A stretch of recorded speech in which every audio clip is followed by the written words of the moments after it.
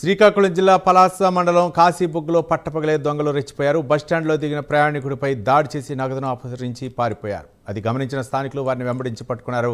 అనంతరం కరెంటు స్తంభానికి కట్టేసి దేహశుద్ధి చేసి పోలీసులకు అప్పగించారు.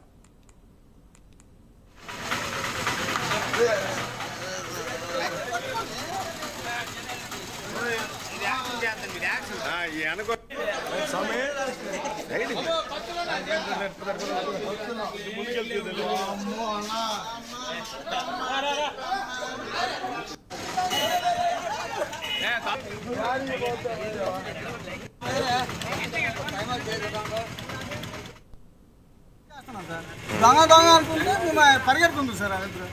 అది వెనకాల మేము ఫాలో ఏమి కొట్టుకున్నాం సార్. ఒకడు మేర నుంచి గెలిచారు సార్. ఒకరు నా చేతికి దొరికిపోయింది సార్. ఇంకో మా ఫ్రెండ్ ఒక ఆపేవారండి ఆడుకోవడం ఇద్దరం కలిపి పరిగెట్టాం సార్. పరిగెట్టి అడిగి పట్టుకున్నాం సార్. తర్వాత మీకు అందరికీ తెలిసిందే, పోలీసులు వచ్చారు. తర్వాత చూసింది.